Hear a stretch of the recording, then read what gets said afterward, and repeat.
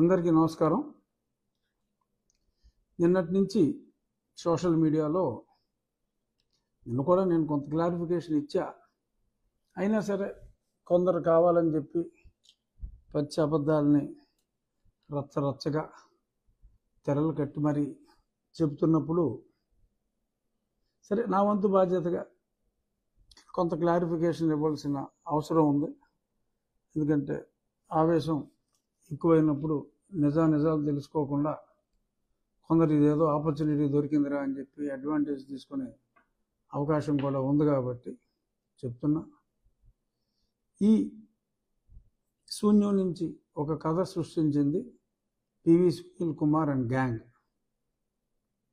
Aim Ambedkar India mission అనే ఒక సంస్థ మిషతో వీళ్ళు ఒక యాంటీ సోషల్ ఎలిమెంట్స్ లాగా ఆ పివి సునీల్ కుమార్ తయారయ్యాడు.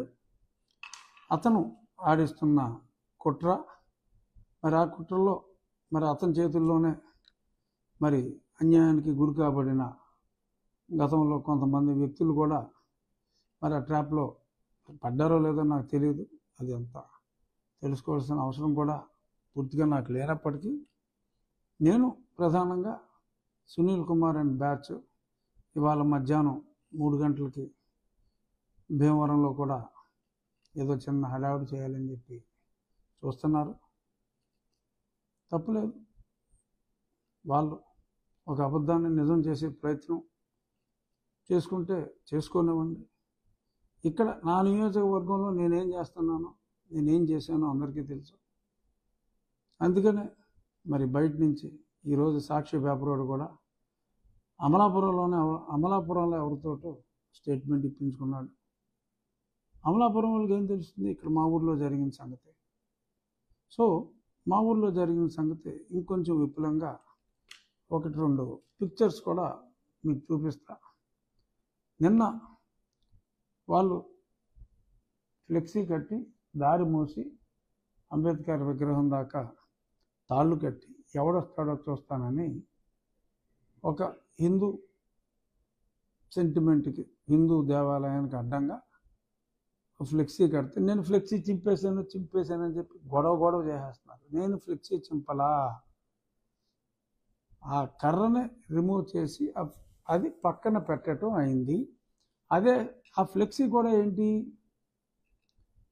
మొన్న సుప్రీంకోర్టు 7 మెంబర్ జడ్జెస్తో కూడిన ధర్మాసనం వర్గీకరణకు అనుగుణంగా తీర్పిస్తే కొంతమందికి కొన్ని సామాజిక వర్గాలకి అన్యాయం జరుగుతుంది కాబట్టి జనాభా దామాషా ప్రకారం ఇవ్వమని సుప్రీంకోర్టు చెప్పింది. నేను దాని జోలికి నేను వెళ్ళలా. బట్ సుప్రీంకోర్టు ఇచ్చిన తీర్పు రాజ్యాంగం ప్రకారం శిరోధార్యం. అటువంటి తీర్పు చెల్లదు అని దానికి వ్యతిరేకంగా ఒక వర్గం వాళ్ళు ఇంకొక అణగత్రొక్కబడుతున్న వర్గం వారికి వ్యతిరేకంగా అక్కడ ఓ ఫ్లెక్సీ కట్టారు.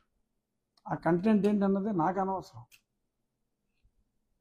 ఏ దేవత, ఏ దేవుడి గుడి దగ్గర వీళ్ళు ఇది చేశారనేది చూపిస్తా. ఫోకస్ చేయమ్మా, నీట్గా ఫోకస్ చేయి.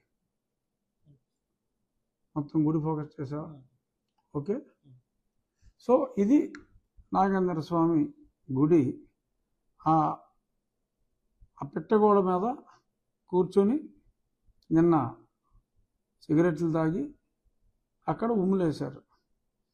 ఇది ఈ బొమ్మ సరే చూడు, మరి ఈ బొమ్మ, ఈ విగ్రహం నిన్న కనపల్లా మొన్న నేను వెళ్ళినప్పుడు.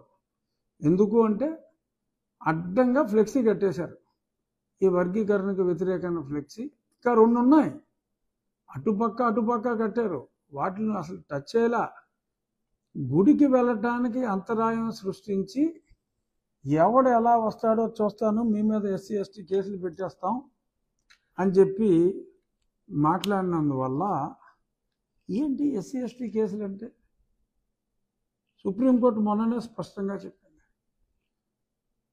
వ్యక్తుల్ని కులం ప్రాతిపదికన అక్కడ దూషిస్తే దానికి ఎవిడెన్స్లు అన్నీ ఉండాలి. అక్కడ నేను ఒక వ్యక్తి గురించి కానీ, ఒక కులం గురించి కానీ, ఒక మతం గురించి కానీ మాట్లాడలా. ఈ హిందూ దేవాలయానికి వెళ్ళకుండా చేయటం అనేది కరెక్ట్ కాదు. అదే ఎవరైనా ఒక చర్చ్ ఎంట్రన్స్లోనో, ఒక మసీద్ ఎంట్రన్స్లోనో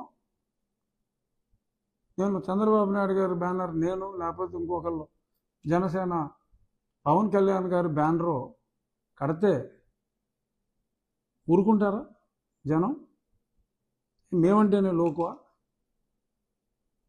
అంత చీపుగా కనపడుతున్నావా? పవన్ కళ్యాణ్ గారు ఫ్లెక్సీ చర్చికి అడ్డంగా కడతా మొన్న టీవీలో మాట్లాడారు కదా, ఒప్పుకుంటారా చెప్పండి? హక్కులు మీకేనా? మేము గాజులు తొడిగించు కూర్చున్నావా? మాకు హక్కులు ఉండవా? మా దేవుణ్ణి ప్రార్థించుకునే హక్కులు మాకు ఉండవా? మీకేనా హక్కులు? మీరు వ్యక్తులనైనా ప్రార్థించుకోవచ్చు, కానీ మేము మా దేవుడిగా, మా పురాణాల ప్రకారం, మా ఇతిహాసాల ప్రకారం మాకు కొన్ని నమ్మకాలు ఉంటాయి.